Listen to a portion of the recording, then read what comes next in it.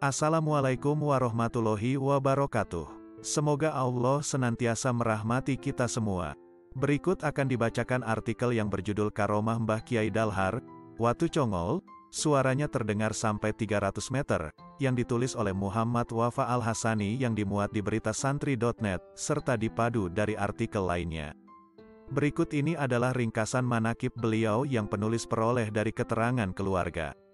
Terutama kakek penulis yaitu Kiai Haji Ahmad Abdul Haq dan beberapa petikan catatan yang penulis peroleh dari catatan-catatan Mbah Kiai Dalhar. Mbah Kiai Dalhar lahir di Komplek Pesantren Darussalam, Watu Congol, Muntilan, Magelang pada hari Rabu, 10 Syawal 1286 Hijriah atau 10 Syawal 1798, tanggal 12 Januari tahun 1870 Masehi. Ketika lahir beliau diberi nama oleh ayahnya dengan nama Nahrawi. Ayahnya adalah seorang mudai ilallah bernama Abdurrahman bin Abdurrauf bin Hasan Tuko. Kiai Abdurrauf adalah salah seorang panglima perang Pangeran Diponegoro. Nasab Kiai Hasan Tuko sendiri sampai kepada Sunan Amangkurat Mas atau Amangkurat ketiga. Oleh karenanya sebagai keturunan raja, Kiai Hasan Tuko juga mempunyai nama lain dengan sebutan Raden Bagus Kemuning. Diriwayatkan, Kiai Hasan Tuko keluar dari komplek keratin, karena beliau memang lebih senang mempelajari ilmu agama daripada hidup dalam kepriaian. Belakangan waktu baru diketahui, jika beliau hidup menyepi di daerah Godean, Yogyakarta. Sekarang desa tempat beliau tinggal dikenal dengan nama Desa Tetuko. Sementara itu salah seorang putra beliau yang bernama Abdurrauf juga mengikuti jejak ayahnya yaitu senang mengkaji ilmu agama. Namun ketika Pangeran Diponegoro membutuhkan kemampuan beliau untuk bersama-sama memerangi penjajah Belanda, Abdurrauf tergerak hatinya untuk membantu sang pangeran. Dalam gerilyanya, pasukan Pangeran Diponegoro sempat mempertahankan wilayah Magelang dari penjajahan secara habis-habisan. Karena Magelang, bagi pandangan militer, nilainya amat strategis untuk penguasaan teritori lintas Kedu. Oleh karenanya, Pangeran Diponegoro membutuhkan figur-figur yang dapat membantu perjuangan beliau melawan Belanda, sekaligus dapat menguatkan ruhul jihad di masyarakat. Menilik dari kelebihan yang dimilikinya serta beratnya perjuangan waktu itu, maka diputuskanlah agar Abdurrauf diserahi tugas untuk mempertahankan serta menjaga wilayah Muntilan dan sekitarnya. Untuk ini Abdurrauf kemudian tinggal di Duku Tempur, Desa Gunung Pring, Kecamatan Muntilan. Beliau lalu membangun sebuah pesantren sehingga masyhurlah namanya menjadi Kiai Abdurrauf. Pesantren Kiai Abdurrauf ini dilanjutkan oleh putranya yang bernama Abdurrahman. Namun letaknya bergeser ke sebelah utara di tempat yang sekarang dikenal dengan Duku Santren, masih dalam Desa Gunung Pring. Sementara ketika masa dewasa Mbah Kiai Dalhar, beliau juga meneruskan pesantren ayahnya, Kiai Abdurrahman. Hanya saja letaknya juga digeser ke arah sebelah barat di tempat yang sekarang bernama Watu Congol. Adapun kisah ini ada uraiannya secara tersendiri. Mbah Kiai Dalhar adalah seorang yang dilahirkan dalam ruang lingkup kehidupan pesantren. Oleh karenanya semenjak kecil, beliau telah diarahkan oleh ayahnya untuk senantiasa mencintai ilmu agama. Pada masa kanak-kanaknya, beliau belajar Al-Quran dan beberapa dasar ilmu keagamaan pada ayahnya sendiri yaitu Kiai Abdurrahman. Menginjak usia 13 tahun, Mbah Kiai Dalhar mulai belajar mondok. Ia dititipkan oleh sang ayah pada Mbah Kiai Met Usyul, begitu sebutan masyhurnya, di Duku Mbawang, Desa Ngadirejo, Kecamatan Salaman, Kabupaten Magelang. Di sini beliau belajar ilmu tauhid selama kurang lebih 2 tahun. Sesudah dari Salaman, Mbah Kiai Dalhar dibawa oleh ayahnya ke pondok pesantren Al-Kafis Somalangu, Kebumen. Saat itu beliau berusia 15 tahun.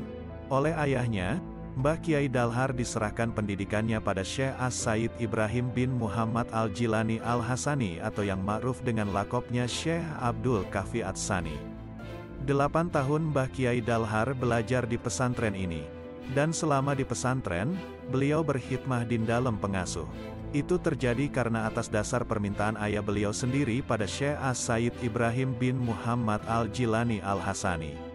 Kurang lebih pada tahun 1314 Hijriah, 1896 Masehi, Mbah Kiai Dalhar diminta oleh gurunya yaitu Syekh As-Said Ibrahim bin Muhammad Al-Jilani Al-Hasani untuk menemani putra laki-laki tertuanya yang bernama Sayyid Abdurrahman Al-Jilani Al-Hasani Talabul Ilmi ke Mekah Musyarafah.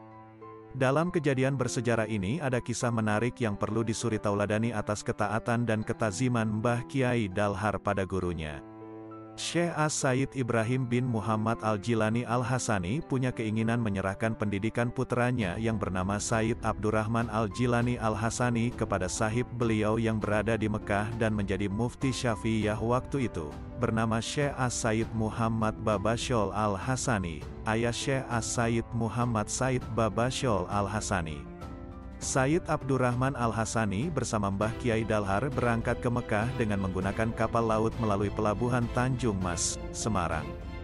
Dikisahkan selama perjalanan dari Kebumen, singgah di Muntilan dan kemudian lanjut sampai di Semarang. Saking takzimnya Mbah Kiai Dalhar kepada putra gurunya, beliau memilih tetap berjalan kaki sambil menuntun kuda yang dikendarai oleh Sayyid Abdurrahman. Padahal Sayyid Abdurrahman telah mempersilahkan Mbah Kiai Dalhar agar naik kuda bersama. Namun itulah sikap yang diambil oleh sosok Mbah Kiai Dalhar. Sesampainya di Mekah, waktu itu masih bernama Hejaz, Mbah Kiai Dalhar dan Sayyid Abdurrahman tinggal di Rubat, asrama tempat para santri tinggal. Syekh As-Said Muhammad Babasyol Al-Hasani yaitu di daerah Misfalah. Sayyid Abdurrahman dalam rihlah ini hanya sempat belajar pada Syekh As-Said Muhammad Babasyol Al-Hasani selama 3 bulan, karena beliau diminta oleh gurunya dan para ulama Hejaz untuk memimpin kaum muslimin mempertahankan Mekah dan Madinah dari serangan sekutu. Sementara itu Mbah Kiai Dalhar diuntungkan dengan dapat belajar di tanah suci tersebut hingga mencapai waktu 25 tahun. Syekh As-Said Muhammad Babasyol Al-Hasani inilah yang kemudian memberi nama Dalhar pada Mbah Kiai Dalhar. Hingga akhirnya beliau memakai nama Nahrawi Dalhar, di mana nama Nahrawi adalah nama asli beliau. Dan Dalhar adalah nama yang diberikan untuk beliau oleh Syekh As-Said Muhammad Babasyol Al-Hasani. Rupanya atas kehendak Allah Subhanahu wa Ta'ala, Mbah Kiai Nahrawi Dalhar di belakang waktu lebih masyhur namanya dengan nama pemberian sang guru yaitu Mbah Kiai Dalhar. Ketika berada di Hejaz inilah, Mbah Kiai Dalhar memperoleh ijazah kemursyidhan Tarikah Asy-Syadziliyah dari Syekh Muhtarom Al-Maki dan ijazah Aurat Dalailil Khoerat dari Sayyid Muhammad Amin Al-Madani. Di mana kedua amalia ini di belakang waktu menjadi bagian amalia rutin yang memasyhurkan nama beliau di Jawa. Mbah Kiai Dalhar adalah seorang ulama yang senang melakukan riyadah. Sehingga pantas saja jika menurut riwayat sahih yang berasal dari para ulama ahli hakikat sahabat-sahabatnya, beliau adalah orang yang amat akrab dengan Nabiullah Khidir alaihissalam. Sampai-sampai ada putra beliau yang diberi nama Khidir karena tafaulan dengan Nabiullah tersebut. Sayang putra beliau ini yang cukup alim walau masih amat muda dikehendaki kembali oleh Allah Subhanahu wa Ta'ala ketika usianya belum menginjak dewasa. Selama di Tanah Suci, Mbah Kiai Dalhar pernah melakukan halwat selama 3 tahun di suatu goa yang teramat sempit tempatnya. Dan selama itu pula beliau melakukan puasa dengan berbuka hanya memakan 3 buah biji kurma saja, serta meminum seteguk air zam-zam secukupnya. Dari bagian riyadahnya, beliau juga pernah melakukan riyadah khusus untuk mendoakan para keturunan beliau serta para santri-santrinya. Dalam hal adab selama di Tanah Suci, Mbah Kiai Dalhar tidak pernah buang air kecil ataupun air besar di Tanah Haram.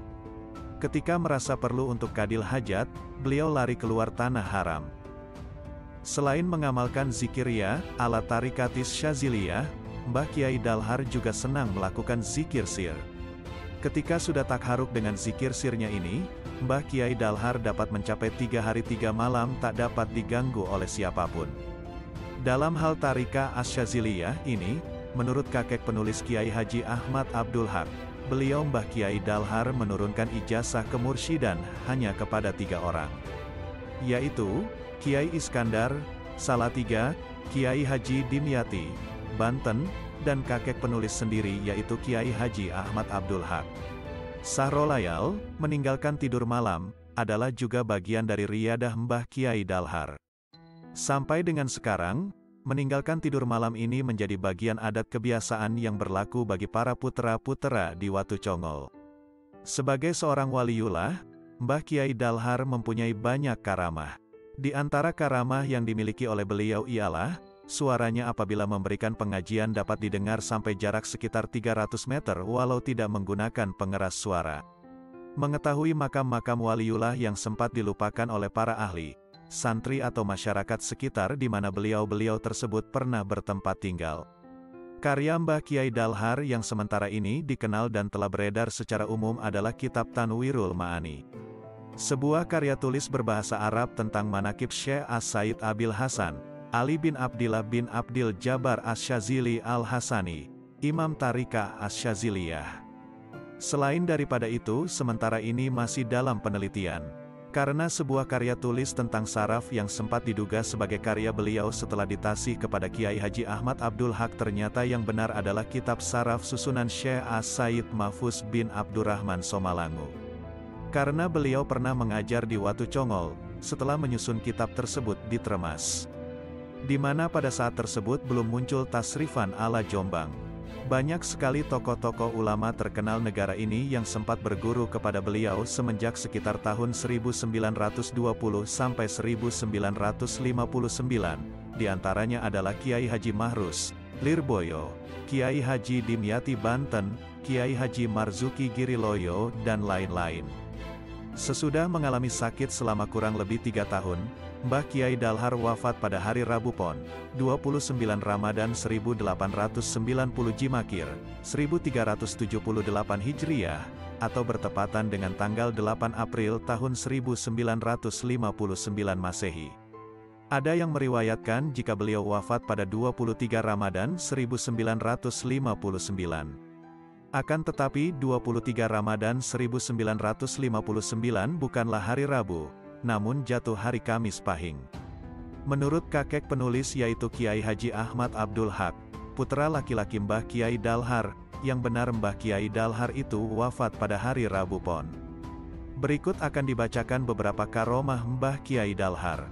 Kiai Haji Dalhar ketika pengajian selalu ada satu orang yang berkuku panjang duduk di depan. Namun setiap kali pengajian selesai, orang ini selalu hilang entah kemana. Kemudian ada orang yang menanyakan kepada Mbah Dalhar, "Mbah, itu orang mana? Kok setiap saya mau salaman selalu sudah tidak ada?" Mbah Dalhar menjawab, "Dia itu orang sudah meninggal dunia." Jadi yang mengaji kepada Mbah Dalhar bukan hanya orang yang masih hidup. Suatu ketika Jenderal pasukan TNI kebingungan dalam mengusir Belanda, karena setiap strategi selalu gagal. Akhirnya sang jenderal meminta anak buahnya untuk memintakan doa kepada Kiai. Kebetulan si anak buah ini meminta kepada Kiai Haji Dalhar. Kemudian Mbah Dalhar menyuruh supaya pasukan si jenderal untuk menunggu di daerah Magelang Selatan di Jalan Magelang, Jogja. Dan alhasil, atas doa Kiai Haji Dalhar, selama 3 hari pasukan Belanda setiap memasak makanan, makanannya tidak bisa matang. Akhirnya pasukan Belanda pergi ke Jogja, dan di sana sudah dihadang pasukan tentara Indonesia hingga berhasil ditaklukkan. Suatu ketika pemerintah Kabupaten Magelang kebingungan karena Gunung Merapi diprediksi akan meletus. Maka dipanggillah ulama-ulama besar seperti Kiai Haji Hashim Asy'ari dan lainnya untuk mengadakan doa bersama. Akan tetapi Kiai Haji Dalhar tidak diundang. Alhasil Romo Agung Kiai Haji Siraj Payaman marah-marah kepada panitia. Akhirnya satu panitia sowan ke Watu Congol naik mobil sambil berkata dalam hati, "Wis ngundang kiai-kiai gede kok malah kok ngundang kiai kampung Kinopo." Sampai di Watu Congol dan menyampaikan maksudnya, Mbah Dalhar enggan ikut naik mobil dan memilih untuk naik kereta api. Si panitia ini bergumam lagi dalam hati, "Dasar kiai kampung, kalau begini entar jam berapa sampainya?" Sampai di lokasi, si panitia bilang ke Mbah Siraj, "Kiai Dalhar menginginkan naik kereta api, entah kapan beliau tiba di sini." Kiai Siraj menjawab, "Lah itu Mbah Dalhar sedang memimpin mujahadah." Kiai Haji Ahmad Halwani, Wakil Rais Syuriah Pengurus Wilayah Nahdlatul Ulama, PWNU, Jawa Tengah suatu ketika pernah menceritakan kisah Kiai Siraj Payaman dan Kiai Nahrawi Dalhar, Mbah Dalhar Watu Congol, pada saat Muktamar NU ke-14 pada tahun 1939. Kiai Siraj Payaman dan Kiai Nahrawi Dalhar merupakan dua ulama besar pada zamannya, masing-masing memiliki kelebihan dan karomah yang berbeda. Kiai Siraj Payaman memiliki kelebihan yang tidak dimiliki oleh Kiai Nahrawi Dalhar, yaitu pandai berpidato. Kiai Siraj juga pergi ke berbagai daerah seperti Purworejo, Kudus, dan Semarang hanya untuk berpidato, dan ayat yang selalu beliau sampaikan adalah Alif Lam Mim yang membuat semua hadirin menjadi tenang. Sedangkan Kiai Dalhar merupakan sosok yang pendiam, jarang berbicara, dan tidak pernah berpidato layaknya Kiai Siraj. Hingga suatu ketika datang seorang santri kepada Kiai Siraj dan bertanya suatu hal kepadanya, "Kiai, kenapa panjenengan banyak bicara dan suka pidato di mana-mana? Kalau Kiai Dalhar mengapa pendiam, tidak pernah berpidato? Bagaimana perbedaannya?" Dengan sangat takzim dan rasa hormat yang begitu besar kepada Kiai Dalhar, Kiai Siraj menjawab pertanyaan tersebut tanpa menampakkan kekurangan Kiai Dalhar dalam berpidato. Di sisi lain karena beliau berdua merupakan wali Allah. Kiai Siraj berkata, "Kamu jangan berani-berani dengan Kiai Dalhar ya." Kiai Dalhar itu mondok di Mekah di atas 22 tahun. Ilmu dari Mekah diboyong semua ke tanah Jawa. Ibarat tempat air, bejana, airnya penuh, tidak keluar suaranya. Itu Kiai Dalhar. Namun, saat Muktamar NU ke-14 di Magelang, Kiai Dalhar pernah berpidato di podium.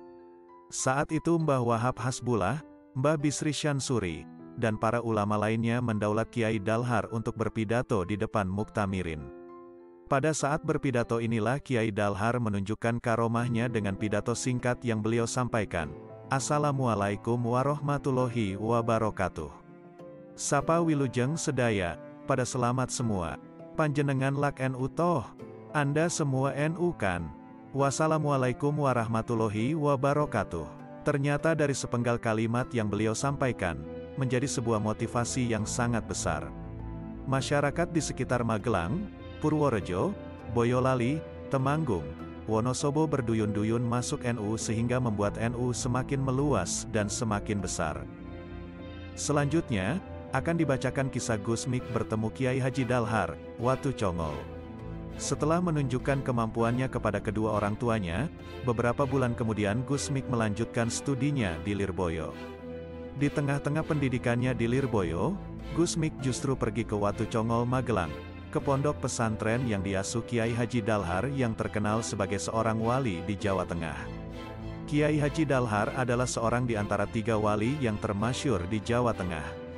Ketiga wali itu adalah Kiai Haji Hamid, Kajoran, Magelang, sebagai wali dakwah, dan Kiai Haji Dalhar sendiri sebagai wali hakikat. Akan tetapi, sejak Kiai Haji Dalhar wafat pada 1959, menurut sebagian pendapat, posisinya digantikan Kiai Haji Mangli, Muntilan, Magelang. Awal kedatangannya di Watu Congol pada 1954, Gusmik tidak langsung mendaftarkan diri menjadi santri, tetapi hanya memancing di kolam pondok yang dijadikan tempat pemandian. Hal itu sering dilakukannya pada setiap datang di Watu Congol, kebiasaannya memancing tanpa memakai umpan, terutama di kolam tempat para santri mandi dan mencuci pakaian, membuat Gusmik terlihat seperti orang gila bagi orang yang belum mengenalnya. Setelah beberapa bulan dengan hanya datang dan memancing di kolam pemandian, ia lalu menemui Kiai Haji Dalhar dan meminta izin untuk belajar. "Kiai, saya ingin ikut belajar kepada Kiai," kata Gusmik ketika itu. "Belajar apa toh Gus, kok kepada saya?" tanya Kiai Haji Dalhar. "Saya ingin belajar Al-Quran dan kelak ingin saya sebarkan," jawab Gusmik dengan mantap. Kiai Haji Dalhar akhirnya mau menerima Gusmik sebagai muridnya, khusus untuk belajar Al-Quran. Akan tetapi, Gusmik tidak hanya sampai di situ saja, ia berulang kali juga meminta berbagai ijazah amalan untuk menggapai cita-cita, tanggung jawab, dan ketenangan hidupnya. Seolah ingin menguras habis semua ilmu yang ada pada Kiai Haji Dalhar, terutama dalam hal kapasitas Kiai Haji Dalhar sebagai seorang wali, mursyid tarekat, dan pengajar Al-Quran. Gusmik juga seolah ingin mempelajari bagaimana seharusnya menjadi seorang wali, Apa saja yang harus dipenuhi sebagai seorang mursyid dan seorang pengajar Al-Quran? Setiap kali Gus Mik meminta tambahan ilmu, Kiai Haji Dalhar selalu menyuruh dia membaca Al-Fatihah. Apapun bentuk permintaan Gus Mik, Kiai Haji Dalhar selalu menyuruhnya mengamalkan Al-Fatihah. Barangkali karena ajaran Kiai Haji Dalhar tersebut, Gus Mik banyak memberikan ijazah bacaan Al-Fatihah kepada para pengikutnya untuk segala urusan. Bahkan apabila ingin berhubungan dengan Gus Mik, cukup dengan membacakan Al-Fatihah saja. Dan, bisa jadi inilah yang mengilhami Gus Mik, di samping ijazah yang diberikan oleh Imam Al-Ghazali dalam Ihya Ulumuddin yang disampaikan kepada adiknya, menerapkan ajaran sejumlah bacaan Al-Fatihah dalam kegiatan wirid Lailiyah yang didirikannya pada tahun 1961, yang kemudian berkembang menjadi Zikrul Ghafilin pada 1973. Kiai Haji Dalhar, bagi Gus Mik, adalah satu-satunya orang yang dianggap sebagai guru dunia dan akhirat. Oleh karena itu, selama berada di Watu Congol, Gus Mik dengan telaten selalu membersihkan terompah Kiai Haji Dalhar, dan menatanya untuk lebih mudah dipakai ketika Kiai Haji Dalhar naik ke masjid. Menurut Gus Mik, hal itu dilakukan sebagai upayanya untuk belajar istiqomah. Sebab istiqomah, menurut ajaran Kiai Haji Jazuli, ayahnya, adalah lebih utama dari 1000 karomah. Oleh karena itu, dalam rangka melatih keistiqomahannya, Gus Mik memulai dengan istiqomah membersihkan dan menata terompah Kiai Haji Dalhar gurunya. Pernah, di suatu hari, Gus Mik menemukan terompah Kiai Haji Dalhar yang biasanya ada di depan kamar ada 2 buah yang sama persis baik ukuran maupun bentuknya, sehingga ia tidak bisa membedakannya. Bungkul, tangkai tempat menjepit antara jari kaki, terompah Kiai Haji Dalhar terbuat dari emas, terompah yang satu juga sama. Akhirnya, ia membersihkan dan menata keduanya sambil menunggu siapakah tamu gurunya itu. Sekian lama ia menunggu sampai terkantuk-kantuk, tetapi terompah itu tetap 2 buah jumlahnya. Ketika sesaat ia terlena, terompah itu tinggal 1. Ia terkejut, kemudian berlari jauh keluar pondok untuk melihat tamu tersebut sepanjang jalan sehingga nafasnya tersengal-sengal. Tetapi, jalan tampak sepi dan tidak ada seorang pun terlihat melintas. Padahal, menurut perkiraan Gus Mik, orang tua yang berjalan memakai terompah itu pasti belum jauh dan seharusnya sudah terkejar atau justru berada jauh di belakangnya. Esok harinya, Gus Mik menemui Kiai Haji Dalhar yang baru turun dari masjid memimpin jamaah salat zuhur. Sesampai di kamarnya Gus Mik bertanya, "Maaf guru, tamu guru tadi malam itu siapa?" Kiai Haji Dalhar tidak menjawab, sementara Gus Mik tidak mau beranjak sebelum mendapatkan jawaban. Gus Mik tetap duduk menunggu jawaban dari Kiai Haji Dalhar. Ketika Kiai Haji Dalhar beranjak ke masjid untuk mengimami salat asyar, ia mengikutinya untuk menata terompah Kiai Haji Dalhar. Dan, ketika Kiai Haji Dalhar kembali ke kamar, Gus Mik pun kembali mengikutinya dan duduk di depan kamar untuk menunggu jawaban. Demikian juga ketika saat tiba waktu salat maghrib dan isya. Sehingga, baru ketika sesudah isya, Kiai Haji Dalhar menyuruh pembantunya memberitahu bahwa tamunya semalam adalah Nabi Khidir. Setelah mendapatkan jawaban itu, barulah ia mau beranjak dari tempat duduknya. Menurut keterangan Nyai Dalhar, dari sekian banyak santri Kiai Haji Dalhar, hanya Gus Mik yang berani dan diizinkan masuk ke kamar Kiai Haji Dalhar. Kegiatan Gus Mik di Watu Congol selain mengaji Al-Quran, Gus Mik juga tetap sering bepergian ke pasar-pasar, tempat hiburan, dan mengadu ayam jago. Kebiasaan ini membuat Gus Mik sering harus berhadapan dengan Gus Met, putra Kiai Haji Dalhar, yang kebetulan saat itu memegang tanggung jawab sebagai keamanan pondok, karena Gus Mik dianggap sering tidak disiplin. Sedangkan santri yang sering menemani Gus Mik saat di Watu Congol adalah Bakri, Kiai Haji Bakri, kini pengasuh pesantren Al-Quran, Jampiroso, Kacangan, Boyolali. Pernah Gus Mik menyuruh beberapa Gus di Kediri agar buru-buru mondok di tempat Kiai Haji Dalhar karena dia akan meninggal. Semua berbondong ke tempat Kiai Haji Dalhar. Saat itu, Gus Mik menyatakan bahwa Kiai Haji Dalhar akan meninggal sekitar 23 Ramadan 1959. Begitu semua datang ke Watu Congol, ternyata Kiai Haji Dalhar masih sehat. Tercatat di antara orang-orang yang pergi ke Watu Congol adalah Kiai Haji Mubashir Munzir dan Gus Fuad, adik Gus Mik. Pernah Kiai Haji Jazuli menugaskan Gus Nurul Huda untuk datang ke Watu Congol mewakili Kiai Haji Jazuli untuk menyerahkan adik-adiknya yang mondok ke Watu Congol. Di Watu Congol, Gus Huda di samping menyerahkan adik-adiknya kepada Kiai Haji Dalhar sebagaimana amanat Kiai Haji Jazuli, juga meminta maaf bila adiknya, Gus Mik, banyak melakukan kekeliruan di Watu Congol. Tetapi, jawab Kiai Haji Dalhar waktu itu justru sangat mengejutkan Gus Huda. Gus Mik itu difatihahi mental, jawab Kiai Haji Dalhar. Gus Huda hanya tersenyum karena dia sudah paham akan adiknya yang satu itu. Dalam versi yang lain diceritakan bahwa bukan Gus Huda yang menyerahkan Gus Mik, tetapi kebalikannya. Saat itu, Gus Huda dan Gus Fuad disuruh Kiai Haji Jazuli agar mondok ke Kiai Haji Dalhar. Saat hendak berangkat, Gus Mik masih duduk di teras dengan hanya memakai celana pendek. "Mau kemana, Mas Dah?" tanya Gus Mik. "Aku disuruh Bapak mondok ke Jawa Tengah dengan Fuad," jawab Gus Huda. Keduanya kemudian berangkat dengan naik kereta api. Sesampainya di Watu Congol, ternyata Gus Mik sudah berada di teras pondok dengan pakaian masih seperti tadi pagi ketika di Kediri. "Kenapa di sini?" tanya Gus Huda yang sudah mengenal kelebihan adiknya. "Mengantar kalian kepada Kiai Dalhar," jawab Gus Mik. "Aku tidak mau kalau pakaianmu seperti itu," jawab Gus Huda sambil memberikan pakaiannya kepada Gus Mik untuk berganti pakaian. Mereka bertiga kemudian sowan. Setelah sowan, Gus Mik mengantarkan memilih kamar dan setelah itu hilang entah kemana dengan meninggalkan pakaian Gus Huda. Akhirnya, semua memburu Gus Mik karena dianggap telah berbohong perihal kematian Kiai Haji Dalhar. Tetapi semua menjadi terdiam ketika 25 Ramadan 1959, Kiai Haji Dalhar benar-benar meninggal dunia.